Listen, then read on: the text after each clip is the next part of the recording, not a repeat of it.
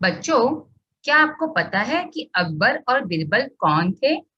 तो आइए आपको बताते हैं कि अकबर राजा थे और बीरबल उनके 9 रत्नों में से सबसे प्रिय रत्न थे, जो बहुत बुद्धिमान थे और हर मुश्किल का हल चुटकियों में निकाल देते थे। इसलिए वो राजा अकबर के प्रिय थे। राजा अकबर बीरबल को हर बार एक नई चुनौती देते थे, जिसे बीरबल सुलझा ना सके। लेकिन बीरबल उनकी आशा के विपरीत अपनी होशियारी से हर कठिन से कठिन मुश्किल को भी बड़ी आसानी से सुलझा देते थे। तो आइए देखें इस बार राजा अकबर बीरबल के लिए क्या समस्या लेकर आए हैं। पाठ 14, दाढ़ी में तिनका। एक बार की बात है, बादशाह अकबर ने सोचा कि क्यों न बीरबल को थोड़ा सा परेशान किया जाए। एक बार क्या हुआ, जैसे अकबर हर बार बीरबल को चुनौती देते थे, एक नई समस्या देते थे कि जो बीरबल सुलझा न सके। तो इस बार भी अकबर राजा ने सोचा, बादशाह मतलब राजा, राजा अकबर ने सोचा कि क्यों न बीरबल को थोड़ा सा परेशान किया जाए। बीरबल बादशाह अकबर के दरबार में उनके विशेष सलाहकार थे। बीरबल कौन थे? बादशाह अकबर के दरबार में, यानी उनके महल में, जहां सभा होती थी। विशेष सलाहकार थे मतलब खास, स्पेशल। सलाहकार मतलब जो अपनी सजेशन देते थे उनको कि ये काम अच्छा है, ये करना चाहिए, ये बुरा है, ये नहीं करना चाहिए। बादशाह ने अपनी अंगूठी एक सेवक को छिपाने के लिए दी। अब अकबर राजा ने क्या किया, एक सेवक जो उनकी नौकरी करता था, जो नौकर होता है उनको हम सेवक बोलते हैं, जो हमारा काम करता है, अपनी अंगूठी उन्होंने हाथ से निकालकर अपने सेवक को दे दी और बोला छुपा दो।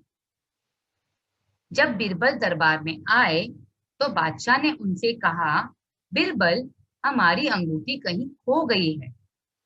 क्या कहा अकबर बादशाह ने कि बीरबल, हमारी अंगूठी कहीं खो गई है। सुबह तो हमारे पास थी, नहाने के लिए जाते समय उतारी थी। जरूर महल के ही किसी आदमी ने हमारी अंगूठी चुराई है। अब बादशाह अकबर बीरबल से क्या बोल रहे हैं कि मेरी अंगूठी कहीं खो गई है, नहाते टाइम मैंने निकाल कर रख दी थी। अब महल का ही कोई आदमी है जिसने मेरी अंगूठी चुराई है। अब तुम ही चोर का पता लगाओ। बादशाह अकबर ने बीरबल से कहा कि तुम चोर का पता लगाओ। बीरबल चुपचाप बादशाह की बात सुनते रहे। फिर उन्होंने बादशाह से पूछा, जहां पना, नहाने से पहले आपने अंगूठी कहाँ रखी थी? पहले तो उन्होंने बादशाह अकबर की सारी बातें बहुत ध्यान से सुनी, शांति से सुनी। फिर उन्होंने अकबर से पूछा, जहां पना मतलब राजा ही होता है, बादशाह, नहाने से पहले आपने अंगूठी कहाँ रखी थी? बादशाह ने एक अलमारी की ओर इशारा किया। बीरबल अलमारी के पास गए। वे अलमारी से कान लगाकर खड़े हो गए। बादशाह ने क्या किया, एक अलमारी, एक कबर्ड, उसकी तरफ इशारा किया। बीरबल अलमारी के पास गए। जैसे हम अलमारी में कपड़े रखते हैं, सामान रखते हैं, उसे कबर्ड बोलते हैं, अलमारी बोलते हैं, कपाट बोलते हैं।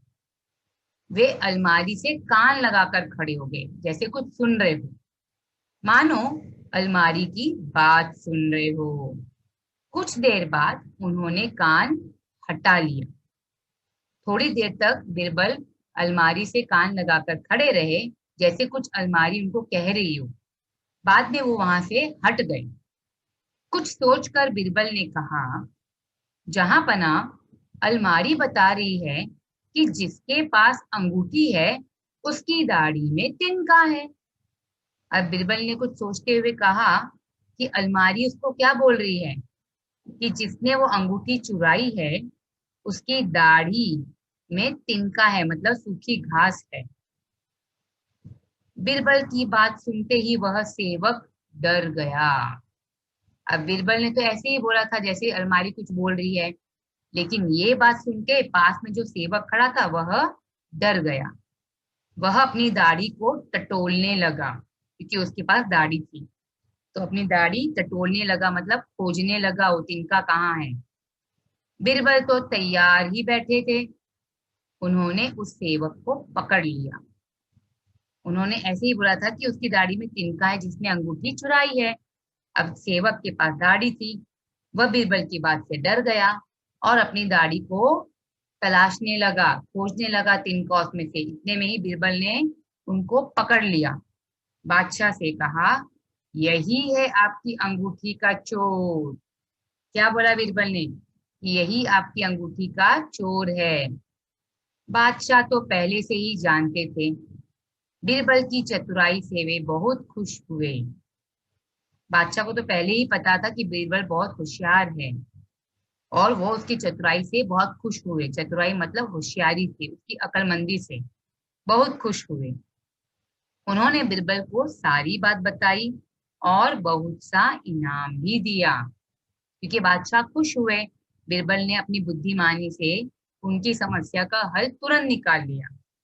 तो बादशाह ने फिर बीरबल को सारी बात बताई कि इस सेवक को ही उन्होंने खुद ही अंगूठी दी थी। इस तरह उन्होंने बीरबल को सारी बात बताई और बहुत सा इनाम भी साथ में दिया। तो बच्चों, इस कहानी से हमें क्या शिक्षा मिलती है? जी हाँ, हमें यह शिक्षा मिलती है कि हमें हर मुश्किल में अपनी बुद्धि का प्रयोग करना है। हमें अपनी बुद्धि से हर काम करना है।